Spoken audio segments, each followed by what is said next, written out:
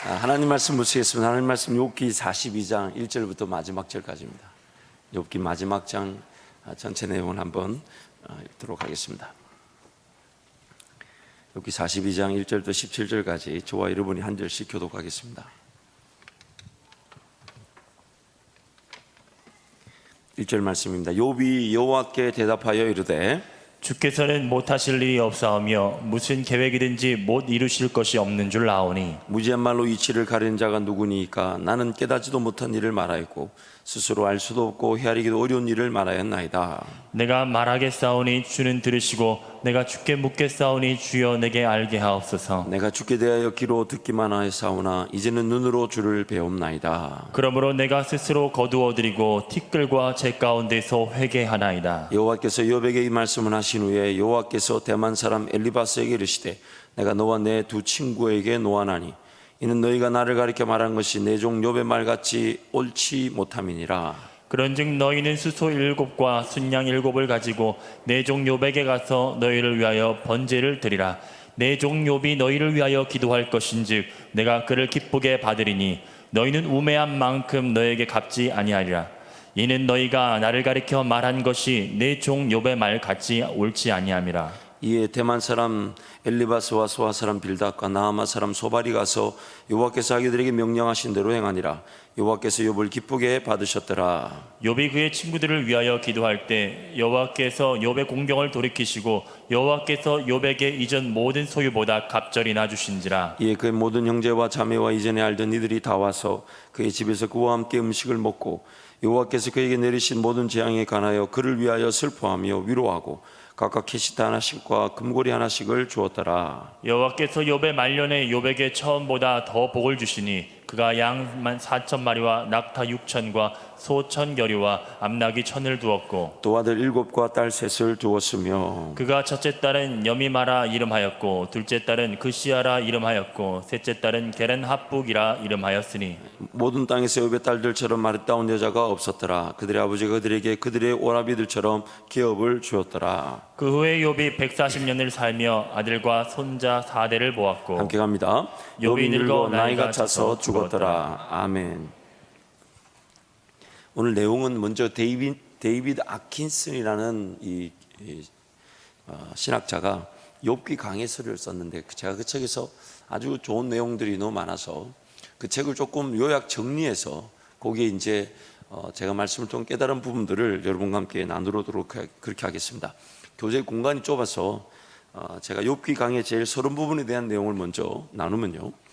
왜 고난이 생기는가? 너무나도 자주 보게 되는 부당한 고통에는 도대체 어떤 목적이나 의미가 있을까? 또 고난은 하나님과의 관계라는 차원에서 우리에게 영향을 끼칠 수 있다. 대학살 이후 하나님은 어디 계시는가? 치료 불가능한 암에 걸린 이웃집 젊은이 입장에서 볼 때 하나님에 대한 나의 신앙은 어떤 가치를 지니는가? 우리를 둘러싼 모든 증거로 보아 하나님이 우리를 내버려 두셨다고 느낄 때에도 그분의 사랑과 돌보심, 긍휼에 대해서 계속 이야기할 수 있는가? 욥기는 이러한 모든 질문을 다루고 있는 책이다. 우리는 육체적 정서적으로 고통을 당하고 있는 사람을 만나게 된다. 최선을 다하지만 사태를 악화시키고 있는 친구들을 대하게 된다. 지적인 퍼즐들에도 직면하게 된다. 그리고 무엇보다도 이 때문에 하나님에 대한 믿음과 씨름하고 있는 욥을 발견하게 된다. 결국 우리는 하나님의 은혜의 말씀을 듣게 된다. 하나님의 공의와 능력과 지혜가 선포되고 변호된다.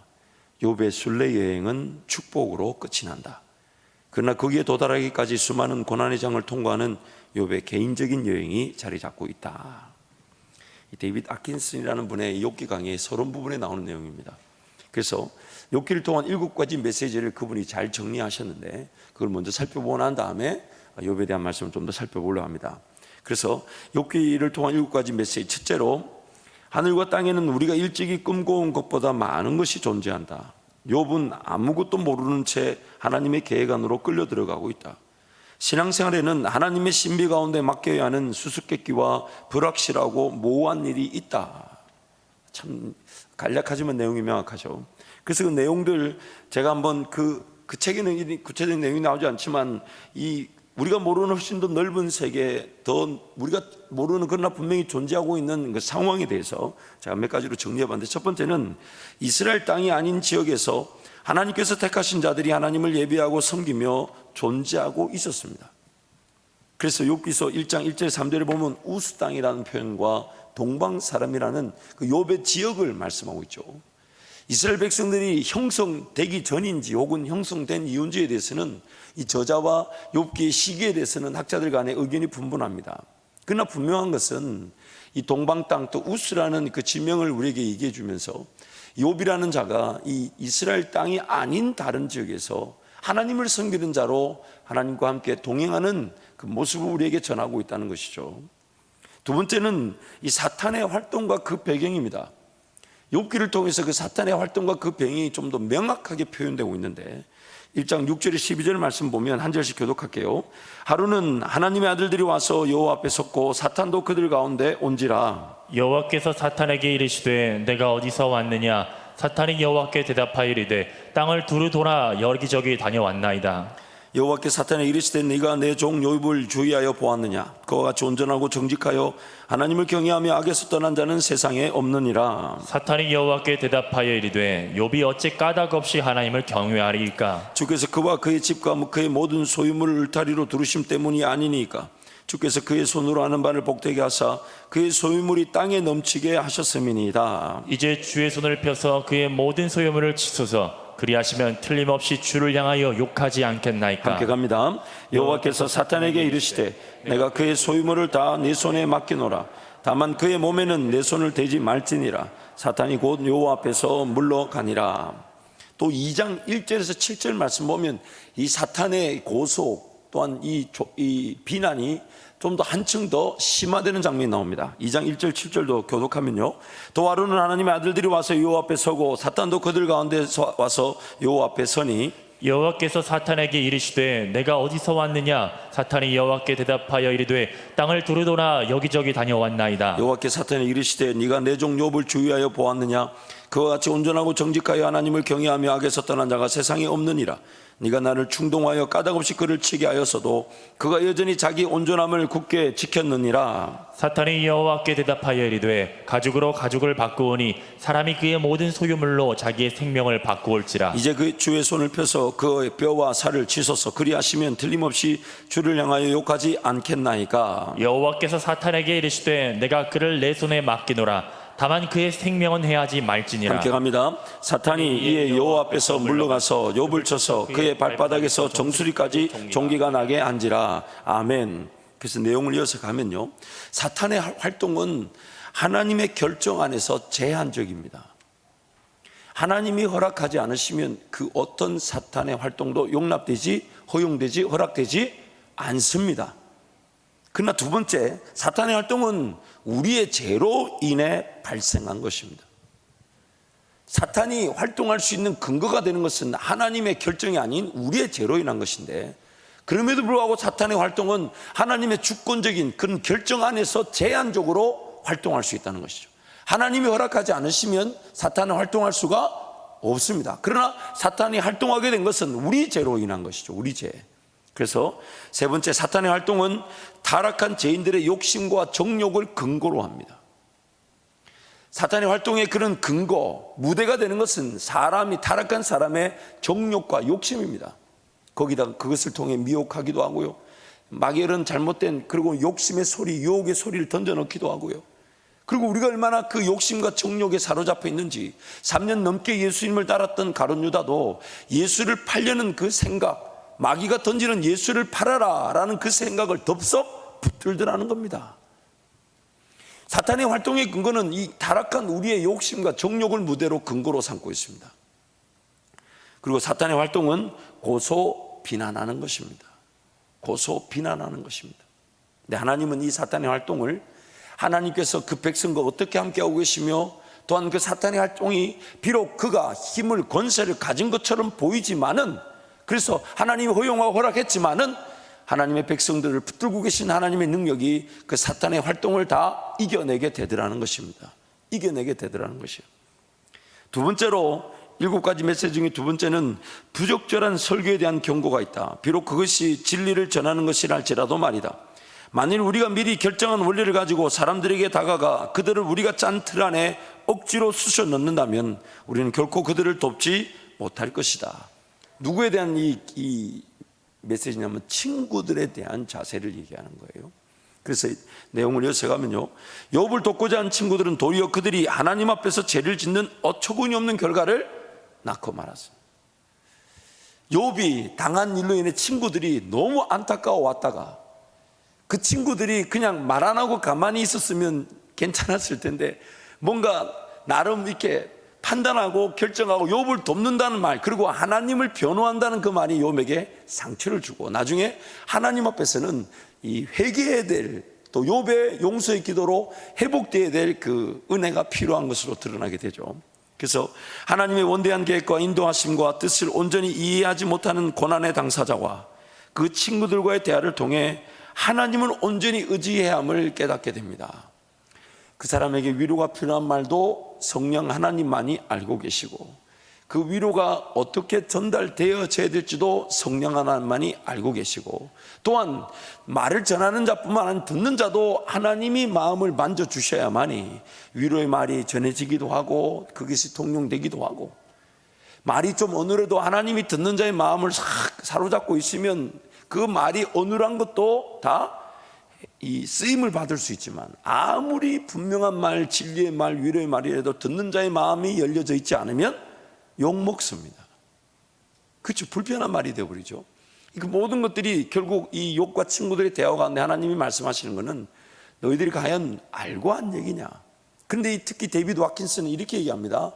내가 가지고 있는 그 지식, 이해라는 것을 하나의 틀로 삼고 상대방을 거기다가 집어넣으려고 한 것이 문제였다라고 얘기합니다. 좀 더 쉽게 말하면 이런 건, 내가 아는 그 수준 안에서 상대방의 일을 다 평가하려고 할 때 그것이 상처가 될 수 있다는 거죠. 통용되는 경우도 있겠지만은 내 아는 것이 전부가 아닙니다. 누군가 당한 그 일은 하나님만이 아시는 것인데, 그래서 내가 위로의 말을 하는 것도 하나님의 주시는 말로 위로의 말을 해야 되고, 또한 그것이 잘 전달될 수 있는 표현과 또한 감정, 느낌, 하나님께서 도와주셔야 되지만 또한 듣는 자의 마음도 만져주셔야 되고 기도 만져주셔야 되고, 성령 하나님이 온전히 그 모든 상황, 그 상대방 또한 위로자들, 친구자들을 다 사로잡아 주셔야만이 그 위로가 될 수 있다는 것입니다. 그래서 온전하거나 완전하지 못한 대화의 내용, 사람을 변화시키려는 욕심으로 인한 대화의 자세, 의로움을 관철시키고자 하는 불의한 자들의 욕심 등이 난무할 수 있습니다. 이 의로움을 관철시킨다는 말은 이런 말입니다. 친구들 입장에서는 하나님의 의를 온전히 표현하고 그것을 강조하려고 하지만, 그래서 이런 표현, 쉽게 이런 표현을 들까요? 사람이 몰라서 어려움 당하는 경우는 별로 없잖아요. 그렇죠? 나도 알아. 근데 꼭 그렇게 얘기해야 되겠어? 그게 욥의 심정일 수 있다는 거예요. 그래서 욥의 친구들은 지금 하나님이 의로우시기 때문에 그걸 온전히 관철시키고자 하는 그 욕심이 욥과 대화 자체가 되지 않을 수 있었다는 겁니다. 그래서 그때 그 순간 그 사람을 도울 수 있는 분은 하나님이 유일하시며, 하나님만 유일한 방법으로 사람을 도우시고 인도하시고 고치시고 회복시키시고 변화시킬 수 있으십니다. 하나님만이. 참 쉽지 않아요. 그렇죠? 누군가를 위로한다는 거. 그래서 누군가를 위로한다 할 때는 반드시 그 사람과의 적절한 깊이의 관계가 형성되어 있어야 합니다. 적절한 깊이의 관계가 형성되어 있지 않으면 마음이 열려지지가 않죠. 관계만 형성되어 있어도 사실 어떤 말이든 다 할 수가 있어요. 제3자가 들었을 때는 저렇게 불편한 말도 저렇게 서로가 소통할 수 있구나라고 여길 때도 있습니다. 그러나 이 관계가 되지 않으면 아무리 좋은 말도 상대방에게는 울리는 꽹과리 혹은 더 불편한 말이 될 수도 있습니다. 참 쉽지 않아요. 그래서 그 순간에 하나님 앞에 위로를 전하는 자도 하나님 앞에 은혜를 구해야 되지만, 위로를 받는 자도 하나님의 은혜를 구해야 되는 것이죠. 세 번째로 욥기서의 메시지는, 우리는 하나님의 백성이 고난을 당한다는 사실을 눈앞에서 생생하게 보고 느꼈다. 우리는 어떤 사람의 상황이나 행복 혹은 불행에 따라 그 사람의 영적인 위치를 판단하지 않는 법을 배워야 한다. 우리는 하나님의 복과 순탄한 삶을 교묘하게 동일시하는 것을 경계해야 한다. 고통 중에 축복이 있을 수 있다. 고통이 오히려 치유를 초래하고 하나님을 가까이 하게 하는 복을 가져다 줄 수 있다. 어떤 사람들에게는 가장 큰 고난이 그들의 믿음으로 말미암아 초래된다. 우리가 모르는 의미가 그 속에 있을 수 있는데 함부로 그 의미를 제한적으로 해석하려거나 가두어두려고 하지 말라는 것이죠. 그래서 모든 삶의 순간은 그 순간에 일어나고 있는 것으로 삶을 이해할 수 이거 굉장히 중요합니다. 끝난 게 다 끝난 게 아니에요. 내 삶이 생명이 이 땅에 끝이 하나님 앞에 서는 그날까지는 그 어떤 것도 내 눈에 보이는 것으로 그것이 전부인 양 착각하고 그것으로 해석하려고 해서는 안 됩니다. 무조건 하나님이 어떤 방향으로 어떻게 헤쳐나가게 하시고 정리하실지 열매를 맺게 하실지 아무도 모릅니다. 뭔가 좀 가졌다 싶지만 나중에 다 잃는 경우도 있고요. 아무것도 없다 싶은 사람이 나중에는 엄청나게 누리는 경우도 있습니다. 모든 과정 속에서 이 하나님의 뜻이 있다 없다 그런 거 여러분 결코 해석해서는 안 됩니다. 우리가 이해할 수가 없습니다.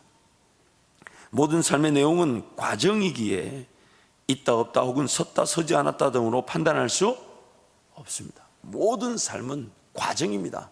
지금도 여전히 흘러가고 있습니다. 거기에 내가 좀 가졌니 없니 불편하니 어렵니 힘드니 좀 섰니 안 섰니 이런 말 해서는 안 돼요. 그럴 수 있다. 그러나 우리가 기도해주고 기다려주고 그 시기를 잘 넘길 수 있도록 함께 세워져 가는 것이 중요한 것이지 어떤 과정에서의 그 모든 것 평가해서는 안 됩니다. 지금의 고통이 훗날 어떤 결과를 가져올지 모르며 지금의 축복이 훗날 어떻게 평가될지는 아무도 모릅니다. 하나님의 백성이라는 이유가 하나님의 백성이라는 이유로 고통과 고난이 없지 않습니다. 오히려 더 가중될 수도 있습니다. 네 번째로 욥기서의 메시지는 새 친구는 논리적인 틀에 욥을 가두기 위하여 하나님에 대한 그들의 이해로 욥을 압박하려고 거듭 시도했다. 보상과 형벌에 대한 그들의 이해는 스스로의 논리를 통해 왜곡되어 있었으며 인과관계에 대한 신념이 되고 말았다. 그리고 그들의 신앙은 살아계신 언약의 주 여호와에 대한 계시에 기초하기보다는 샤다이 전능자 하나님에 대한 오해와 연결된 김 빠진 것이 되어버렸다. 하나님을 잘 몰랐다는 얘기죠. 그래서 하나님의 은혜는 인과응보적 원리를 통해 해석될 수 없습니다. 하나님께서 어떤 은혜를 주신다 할 때 고려하는 게 한두 개가 아니에요. 그 사람이 얼마나 하나님을 사모했는지, 또한 그의 이 부모 세대 때는 과연 무엇을 심었는지, 또 그는 하나님과 어떤 동행의 관계를 가지며 살았는지, 심지어 교회 상황은 어떤지, 나라 상황은 어떤지. 제가 말한 이것도 그냥 하나님이 보시는 어떤 그 요소들의 1억 분의 1도 되지 않을 수도 있습니다. 모든 것이 합력하여 선을 이루신 하나님께는 분명히 은혜를 베푸실 만한 그 분명한 근거는 하나님께 있지만 우리 편에서 볼 때는 무조건적입니다. 무조건적이에요. 어떤 인과응보적 내가 이렇게 하면 복을 주신다. 물론 그 어떤 심은 것에 대한 열매는 예측할 수 있지만, 그러나 내가 심어 열매를 예측할 수 있는 그 심음도 하나님의 은혜 때문에 심을 수 있었던 거예요. 하나님 은혜 때문에. 그리고 심을 때 뭔가 예측은 된다 해도 그리 아니하셔도 우리는 하나님께 그 시간을 드리고 물질을 드리며 심고 하나님 나라를 위해 살아가는데 하나님 그건 열매까지 맺게 하시더라는 겁니다. 인과응보적 해석을 해서는 안 됩니다. 저렇게 했으니까 이렇게 될 것이다. 그렇지 않아요. 반면 그렇게 했다 할지라도 하나님이 은혜를 베푸신다면 은혜를 베푸시는 겁니다. 그래서 누가복음 15장 말씀 보면 예수님이 비유를 통해 경고하셨던 것은 이 떠나버렸던 아버지의 재산을 탕진했던 아들이 아니라 그 탕진했던 아들이 돌아왔을 때 기꺼이 그 아들을 안아주고 가락질 끼워주고 다시 그 지위를 회복시켰던 아버지를 이해하지 못한 큰아들이 문제였어요. 그 비유의 결론은 그 둘째 아들이 돌아갔다가 다시 안아주는데 아버지가 그 둘째 아들을 안아줬다는 것으로 불편해하면서 아버지 나한테 염소 새끼 한 마리 준 적이 없는데 저 아들은 저렇게 아버지 재산을 낭비하고 저렇게 돌아왔는데 아버지가 다시 아들로 받아주고 새끼 손가락에 가락지를 끼워주고 뭐 하는 거냐고 화를 내고 그 아들을 둘째 동생을 위한 잔치에 들어가지 않으려고 했던 그 큰아들, 오히려 그 아들이 문제라는 거예요. 그 아들 입장에서 뭐가 불편한 겁니까? 심판을 받아야 된다는 거예요. 아버지 재산을 들고 나가 허랑방탕하게 살았으니까 심판을 받아야 된다는 거예요. 근데 하나님의 은혜는 그렇지 않다는 겁니다. 언제든지 어느 데든지 하나님께 단련한 은혜를 구하면 하나님이 베풀고자 하시면 베푸시는 거예요. 하나님이 주시고자 하시면 주시는 거예요. 그저 우리는 어떤 은혜든지 간에 하나님 나에게 주실 건 믿고 하나님 나에게 은혜를 베풀어 주옵소서. 그게 바로 우리가 가져야 될 자세라는 겁니다. 그래서 무조건적 사랑과 은혜는 인간적 관점의 틀 안에서 결코 이해될 수 없으며 이해하려고 하는 것 자체가 욕심일 수 있습니다. 인과응보적 관점에서 하나님의 은혜를 해석하려고 하는 순간 인간적 행위와 노력의 필요성이 강조되는 율법주의의 폐단에 갇히게 됩니다. 무슨 얘기냐면 무조건적인 그 은혜를 기대하고 입을 벌리기보다는 내가 뭐 해야 되는가 보다, 주일 성수해야 되는가 보다. 물론 주일 성수하면 그 유익이 있습니다. 11조를 해야 되는, 물론 하면 분명한 유익이 있고 반드시 해야 될 일일 수 있습니다. 그러나 무조건적으로 베푸신 은혜를 구하는 것보다 앞설 수는 없습니다. 하나님이 지금 나에게 은혜를 베푸실 수 있으십니다. 예수 이름이면 충분합니다. 아무것도 바라지 않으시는데 그 무조건적인 그 은혜 앞에 입을 벌려 하나님 살려주세요, 이 말을 못하고 내가 가서 뭔가 좀 드릴 거 드리고 정리할 거 정리하고 포기할 거 포기하고 고칠 거 고치고 그 다음에 내가 은혜를 구하러 오냐? 아니에요. 고칠 것도 정리할 것도 포기할 것도 하나님 은혜로만 가능합니다. 하나님 은혜로만. 하나님이 은혜를 주셔야 정리가 가능하고 하나님 은혜를 주셔야 내려놓을 수가 있고 하나님 은혜를 주셔야 고칠 수가 있고 하나님 은혜를 주셔야 감당할 수 있고 하나님 은혜를 주셔야 내 삶이 삶다워질 수 있는 것입니다. 하나님 은혜를 구해야 한다고 하면서 동시에 이건 이렇게 해야 한다는 식의 예방과 강화에 하나님 은혜가 왜곡될 수 있습니다. 다시 한번 부탁드리지만 담배를 피는 가족들이 있거들랑 담배 피면서 교회 오라고 부탁해 주십시오. 술을 못 끊겠다 하거들랑 그러면 술 드시라고 하세요. 사주지 못할지언정 방해는 안 해야지. 그러나 그거 끊고 교회 오겠다 하거들랑 이렇게 얘기하세요. 건강에 손상이 될까 봐 염려가 되는 것이지 쭉 드시면서 오시라고. 왜 오는 게 더 중요합니까? 술을 끊는 게 중요한 거예요? 예수를 믿는 게 중요한 거예요? 은혜라는 거예요. 은혜. 담배 냄새가 풀풀 나거들라 여러분이 그 냄새를 많이 맡아주십시오. 다른 사람이 맡기 전에. 왜요? 그 담배를 피우면서도 예배당에 와줬다는 게 감사한 거잖아요. 물론 교회 안에 재트리를 두지 못하는 건 양해해 주십시오. 그건 좀 모든 공동체의 어떤 질서를 위해서 교회 안에 흡연 장소나 재트리를 두지 못하는 건 양해해 주시되 담배를 피면서도 예배를 하겠다. 우리가 오히려 칭찬을 해야지. 그걸 이거 아니라. 오히려 냄새가 나면 그런가 보다 하고 내가 옆에 앉아줘서 다른 사람이 좀 덜 불편할 수 있도록 우리가 그런 희생을 치요. 술도 마찬가지예요. 종종 이제 제가 이민교회 있을 때 새벽에 보면 그렇게 거랑하게 거의 뭐 사람인지 술인지 알 수 없는 분이 오시는 경우가 있어요. 본인이 분명히 드셨을 술이 나중에 그 사람을 먹어가지고 그래 와가지고 목사 찾고 전도사 찾고 정중히 제가 가서 이렇게 응대해 드립니다. 어떻게 오셨냐고. 내가 말이야 어릴 적에 찬송도 부르고 교회도 다니고. 아유 그러셨냐고. 어떤 찬송을 부르셨냐고. 그럼 또 일장연설을 쭉 합니다. 어쨌든 그런 분들이 교회 온다는 게 감사한 거죠. 왜요? 하나님의 은혜는 그런 분들을 위한 것이니까요. 그런 분들을 어쩌면 좀 더 잘 갖추고 좀 가린 우리가 그 은혜를 누리지 못하는 것이지.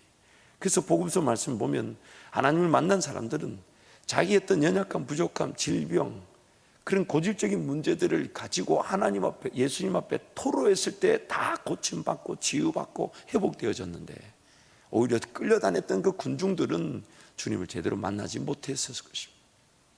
오늘 우리 하나님의 은혜에 대한 이 왜곡이 사라지기를 축복합니다.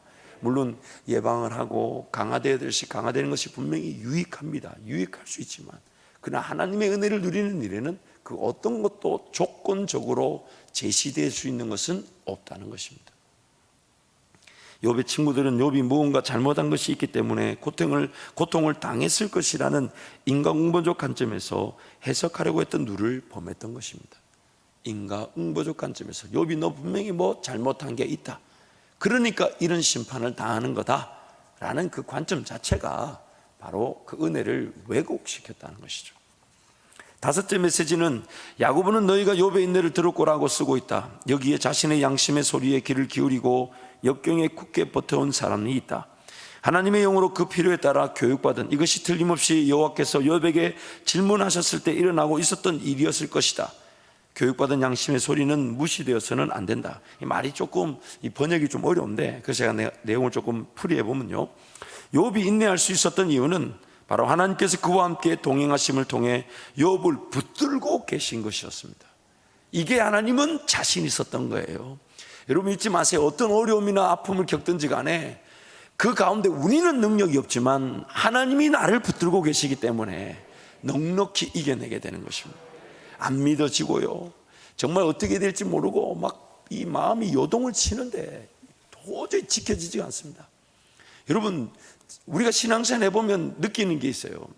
신앙생활이 어쩌면 좀 순수한 측면에서 깊어져 가고 또한 진실되게 정직하게 주님과 섬기다 보면요, 우리 마음은요, 신앙생활 하면 할수록, 하나님을 섬기면 섬길수록, 하나님을 만나면 만날수록 더 약해집니다.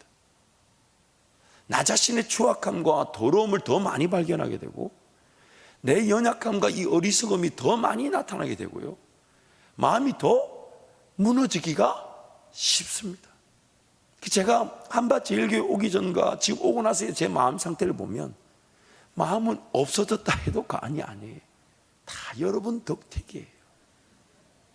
왜냐하면 제가 보니까 농담이 아니에요. 한밭제일교회에서 제일 쫄은 담임 목사입니다. 한 사람도 제가 이길 사람이 없어요. 무조건 다 져줘야 되고, 무조건 예해줘야 되고, 무조건 기다려줘야 되고, 아무도 동의를 안 하시지만 실제로 그렇습니다.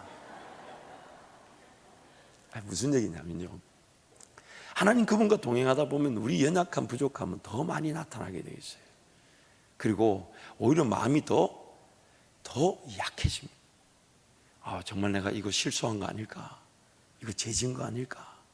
물론 그것은 영적인 긴장감과 깨어있음으로 성령 하나님 은혜를 누리는 계기도 되겠지만은, 여러분 어떤 일을 당하든지 간에 우리 힘으로 이길 수 있는 싸움은 하나도 없습니다.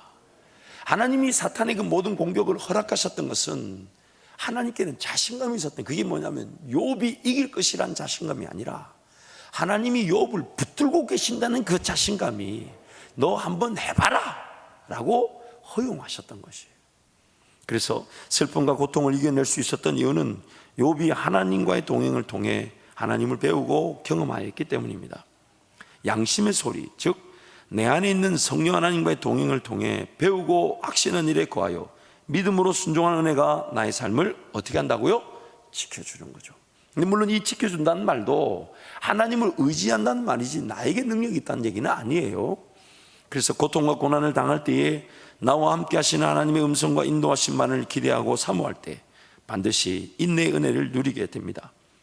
고난을 당할 때에 삶의 바닥이 드러나게 되지만 그 바닥이 나를 지지하고 지켜주고 있음을 알게 됩니다. 바로 예수 그리스도이십니다. 그래서 마태복음 7장에 보면 비바람이 불고 창수가 일어날 때 그 사람이 그 비바람과 창수 가운데 안전할 수 있는 것은 어디에 서 있는가 하는 것이죠. 반석인가 아니면 모래인가. 나를 지켜주는 것은 내가 세워놓았던 건물, 환경, 지위, 영향력 가진 것이 아니라 내가 지금 예수 그리스도 위에 서 있는가. 그래서 인생에 어떤 일을 당하든 예수 이름 의지하여 하나님께 달려나올 때 하나님은 그 달려나온 자리에서부터 인도하실 수 있으십니다. 그래서 인생이 언제든 어느 때든 하나님을 구하고 찾을 수 있다는 게 바로 보호를 받는 유일한 은혜이죠. 그래서 고난은 오직 나와 하나님과의 관계에만 집중하도록 도와주는 기회가 됩니다. 고난을 당하면 나와 하나님과의 관계에 집중할 수 있는 기회가 되는 것이죠. 여섯 번째 욥기를 통한 메시지는 응보의 법칙과 재책에 대한 초점은 사랑의 법칙과 은혜에 대한 초점이라는 더 폭넓은 배경에 놓일 필요가 있다. 분명 신적인 심판과 보상과 형벌의 교리를 위한 여지가 있다. 그러나 이 교리는 종종 교제 요구를 거부하고 사실상 은혜의 말씀을 방해하는 방어책으로 사용될 수 있다. 욥기에서 하나님이 욥에게 자신의 자비로운 임재를 선물로 주심으로써 어떻게 응보의 법칙을 초월하고 계시는지 살펴보자. 내용을 요약하면요, 고난을 통해 인과응보적 계산이나 재책에 대한 지적을 넘어선 하나님 은혜를 깨닫고 누리게 됩니다. 하나님 은혜가 없는 곳에서는 변론, 다툼, 반목, 갈등 등을 피할 수 없습니다. 하나님의 은혜가 없다 보니 몰 이해와 불신앙이 난무하는 것입니다. 하나님과의 교제, 즉 동행을 통해 하나님의 은혜를 누리게 되면 이해되지 않는 것조차도 하나님을 신뢰하고 기다리고 맡겨드리게 됩니다. 이러이러해서 이럴 거다, 이러이러해서 이렇다, 또 옛날에 너 죄 지은 거, 제대로 용서를 구하지 않은 거, 회개하지 않은 거, 여러분 그런 어떤 지적사항이 무엇으로 다 이렇게 문마가 되냐면 하나님이 만나 주시면요, 용서하지 못할 것도 용서가 되게 돼 있고 용서 받지 못할 것도 용서를 받게 되어 있습니다. 모든 법칙이 은혜 아래에서 돌아갈 수는 있지만 은혜의 법칙보다 우월시되고 은혜의 법칙보다 상위에 있는 법칙은 단 하나도 존재하지 않습니다. 그래서 이렇게 말하는 거죠. 하나님이 도우시면 됩니다. 하나님이 함께 하시면 됩니다. 하나님이 만져주시면 됩니다. 하나님 만나면 됩니다. 물론 그런데 또 우리는 이 욕심이 있죠. 그러다 보니까 뭔가 가르쳐야 될 것 같고 꼬집어 줘야 될 것 같고 지적해 줘야 될 것 같고 제 전문 분야예요. 만약 여러분 지적질이 뭔지를 알고 싶으면 오십시오. 제가 30초 만에 가르쳐 드리겠습니다. 그러나 물론 그런 것들도 어느 정도 관계가 된다면 용납될 수 있으면 너무 좋아요. 왜냐하면 사람은요, 지적하지 않으면 변화를 누릴 수 없지만 물론 변화보다 더 중요한 건 그 사람이 살아나야 되는 것이기 때문에 좀 더 이렇게 고쳐야 될 부분들, 아쉬운 부분들에 대해서는 말하지 않는 것이겠지만 그러나 말할 수 있다면 그 말할 수 있는, 그래서 그 고린도 말씀에 그렇게 얘기하잖아요. 오직 참된 것을 말할 수 있는 관계가 되기를 바라는 거예요. 무엇이든지 참된 것을 말할 수, 그러면 그것이 그 사람을 성장시키고 성숙시키게 됩니다. 그러나 말을 하지 않으면요, 품어주고 인내하지만 품어주고 인내하게 되면 그 사람의 변화, 그 사람의 성숙의 기회가 없어지게 됩니다. 굉장히 긴장감이죠. 지적을 하게 된다면 그 사람이 실족하고 넘어지게 돼서 지적을 안 하게 되면 그 사람이 변화할 기회가 없는 거예요. 그러나 또 관계도 안 되는데 무작정 꼬집고 틀렸다, 잘못됐다 지적하게 되면 떨어져 나가버리죠. 굉장한 긴장감이에요. 그래서 항상 하나님께 은혜를 구해야 됩니다. 하나님 어느 수준까지 해야 됩니까? 가만히 내버려 두면요, 그 사람은 변화되지 않습니다. 그래서 안에 새는 바가지가 밖에 나가서도 새버려요. 안타까운 일이죠. 그러나 뭔가 배우려고 하고 뭔가 나를 고쳐달라 하고 내가 뭔가 잘못된 게 있으면 알려달라 할 때 그 사람이 성장하는 거예요. 자기가 성장하는 거예요. 그러나 관계가 돼야 합니다. 관계 안 되고 막 지적질 했다가는 싸움 나게 되죠. 총 들고 칼 들고 싸우게 되죠. 그래서 서로가 관계를 맺어갈 때 오직 사랑 안에서 참된 것을 말할 수 있는, 무엇이든지 말할 수 있는 그런 관계. 그래서 7번째 욥기서의 내용은, 이 책에서 가장 중요한 문제는 설교나 신학이 아니고 정통적인 신앙이나 욥의 고귀한 인격도 아니다. 하나님과 교제를 나누며 그분과 동행하는 것, 그분의 세계에서 그분을 즐거워하는 것이다. 그 교제의 선물은 가장 커다란 고난으로부터도 유익을 가져다 줄 수 있다. 그래서 인생이 당하는 최고의 고통은 하나님 없는 삶입니다. 인생이 당하는 최고의 고통은 하나님 없는 삶입니다. 두 번째는 하소연할 사람이 없다는 것이 가장 큰 고통입니다.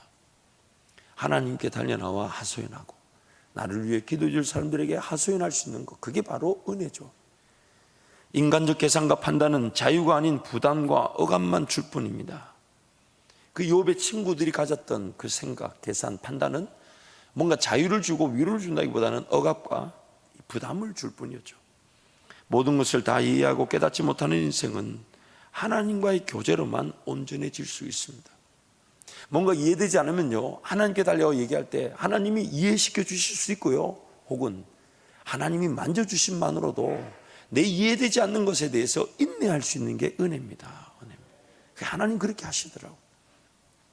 인생의 어느 순간에서든 하나님을 찾고 구하고 만날 수 있다는 것이 가장 큰 축복인 것입니다. 그래서 마지막으로 8번째 내용이라기보다는 이렇게 총체적인 내용인데요, 우리는 욥의 고통의 깊이에서 용기를 얻을 수 있다. 고통은 끝날 것이다. 그러나 언제일지는 알 수 없다. 우리는 주님이 임하실 때 그분이 우리의 상처를 예배로 변화시키리라는 사실을 알고 있다. 주님이 임하실 것이다. 그래서 하나님께서 자기 백성, 즉 나라는 존재를 포기하지 못하십니다. 영원히 함께 하십니다.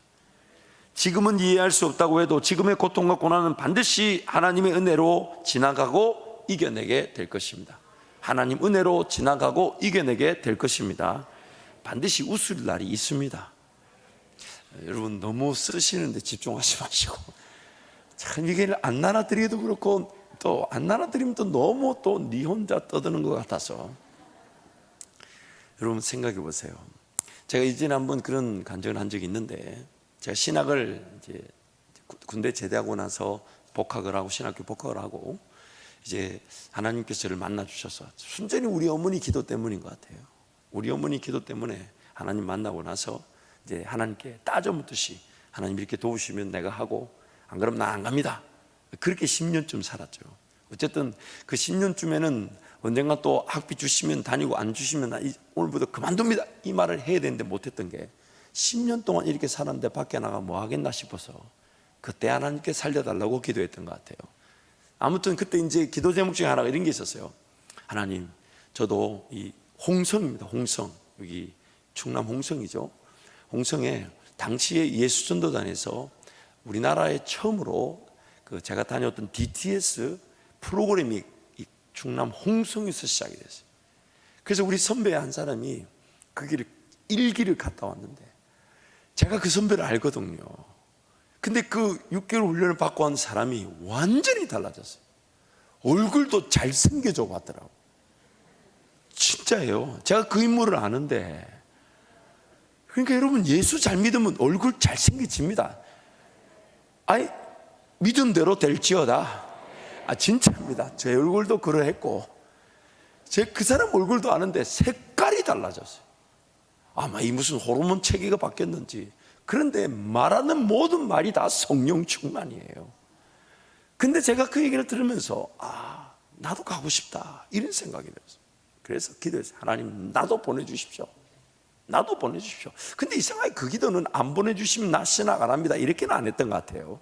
그때 분명히 그러고도 남았을 텐데 어떻게 안 했는지 모르겠어요. 나도 보내주십시오. 하나님, 나도 보내주시는데, 근데 가만히 제가 나도 보내주십시오 생각을 해보니까 지금 가기가 좀 애매하다 이런 생각을 좀 했어요. 왜냐하면 이제 막 교회 사역도 시작되고 이제 막 그 섬기는 일인데 이걸 중간에 내려두고 갔다 온다는 게 시기적으로 안 맞고, 그러나 그 가고 싶은 생각은 늘 있었습니다. 늘 기회만 되면 가고 싶다, 가고 싶다. 근데 제가 이제 그 담임 목사 되기 전에 갔다 왔잖아요.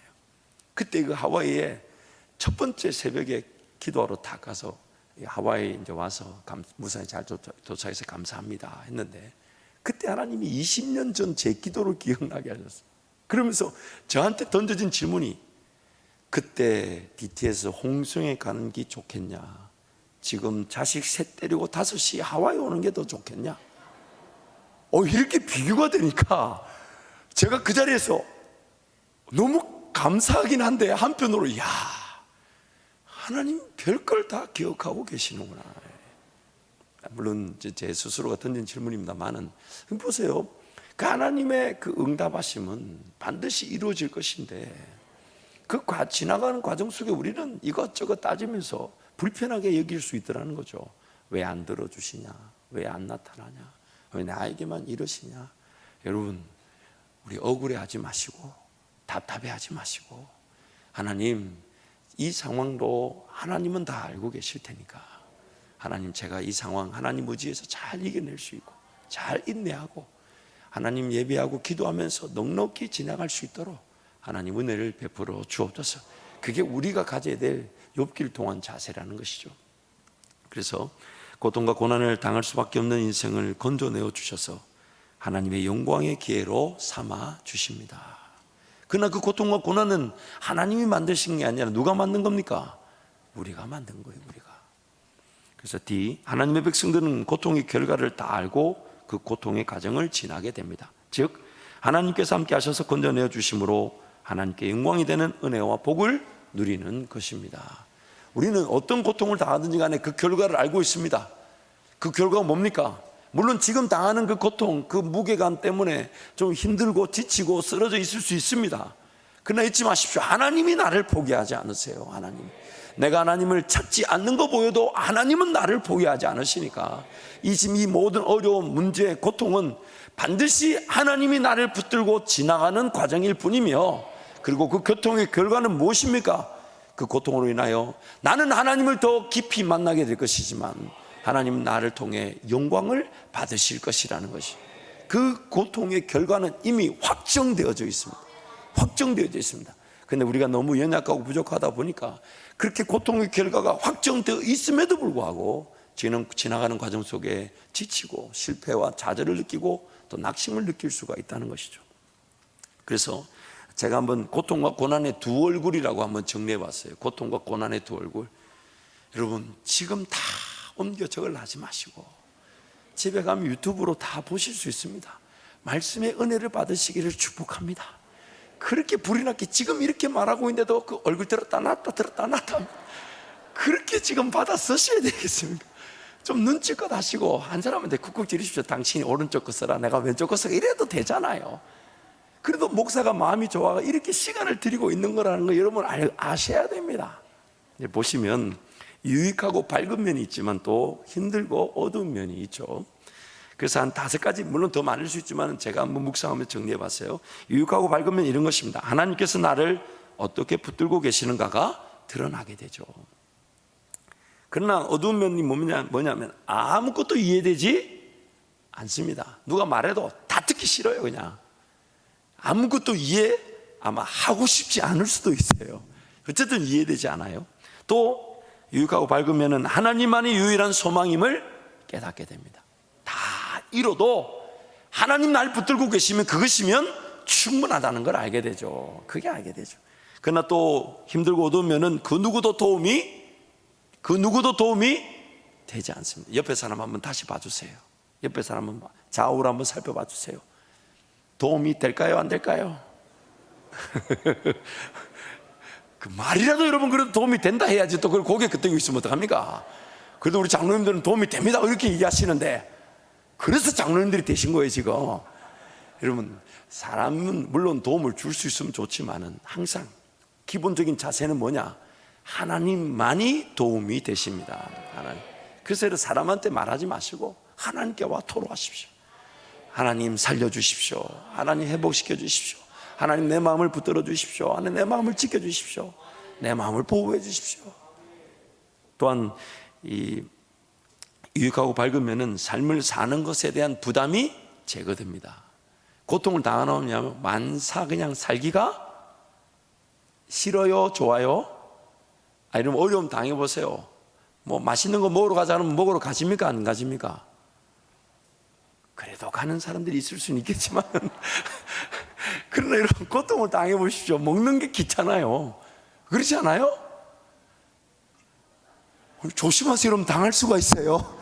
미리 배우세요. 고통을 당하면 만사 귀찮아요. 그냥 뭐 먹으러 가자 해도 먹는 거 싫고 자동 금식하게 되지 않아요? 이상하네. 어쨌든 그렇습니다. 그렇죠. 또 힘들고 어두우면은 삶에 대한 소망이 사라져. 그냥 내가 내려놓는다기보다는 그냥 아유. 그러면서 한마디 하죠. 주님 오시든지 말든지. 소망 자체가 아예 그냥 포기되지죠. 또 유익하고 밝은 면은 복이 주어져도 복을 주시는 하나님을 더욱 사모하게 되어 복에 묶이지 않습니다. 그럼 욥이 가졌던 재산보다 고통 위에 가졌던 그 재산은 정말 하나님 나라 영광을 위해 쓰여지게 될 거예요.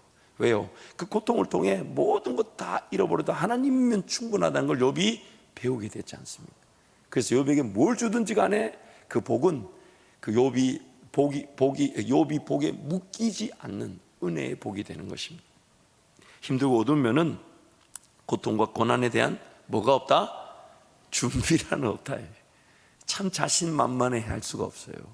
어떤 일이 어떻게 당할지 모르고 그 일 앞에 나는 얼마나 어떻게 무너질지 모르는 게 인생입니다.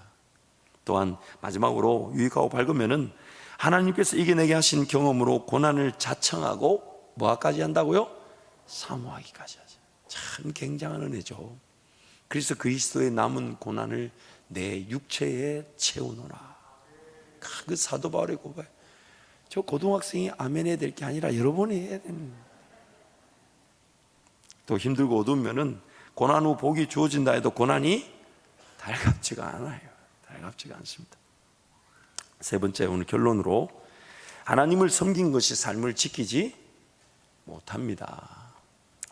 쉽게 예를 들어 볼게요. 어제 내가 헌신했다 해서 오늘 내가 시험을 피하거나 이길 능력이 주어지는 게 아닙니다. 그래서 내용을 가면요, 욥은 온전하고 정직하여 하나님을 경외하며 악에서 떠난 자로 하나님께 인정받은 자였습니다. 욥의 경건한 삶은 하나님을 예배하고 경배한 삶에 대한 평가였죠. 그러나 욥이 고난을 당한 것은 욥 역시 죄의 지배로 인한 고난을 피할 수 없었던 죄인이었다는 것입니다. 그가 하나님 앞에 의롭다고 불릴 만큼 매일 제사를 드리고 하나님을 섬기며 하나님께 헌신하고 수고하고 희생하고 봉사했지만 그 모든 것들이 욥의 고난과 고통을 피할 수 있는 능력이 되지는 않는다는 겁니다. 오히려 더 가중됐죠. 고통과 고난은 더 가중됐다고 볼 수 있어요. 그래서 아무리 많은 예배와 하나님과의 관계 중심의 삶을 살아도 모든 사람은 고통과 고난을 피할 수 없습니다. 헌신, 수고, 희생, 충성은 하나님의 백성으로서 기꺼이 자원해서 드린 감사의 고백이며 지음을 받은 사람으로서의 마땅한 도리입니다. 모든 사람은 하나님 없이는 죄악된 세상에서 피할 수 없는 고통과 고난을 이겨낼 수 없습니다. 그래서 여러분 한번 따라 하실까요? 오늘을 살아갈 힘은 오직 오늘 하나님과의 동행을 통한 은혜밖에 없습니다. 오늘 살아갈, 오늘 이겨낼 삶의 모든 능력은 어제 거가 아무 소용이 없어요. 오늘은 오늘 하나님과 동행함으로 이길 걸 이겨내게 되고 누릴 걸 누리게 되고 맛볼 걸 맛보게 되는 것이죠. 그러므로 하나님의 백성들은 항상 하나님이 필요합니다. 예수 그리스도가 필요합니다. 우리 반주 준비해 주시고요. 물론 오늘 이 내용을 가지고 욥기 전체를 완전히 다 살펴봤다 말할 수 없지만은 이 핵심되는 내용을 우리가 좀 살펴볼 수 있었습니다.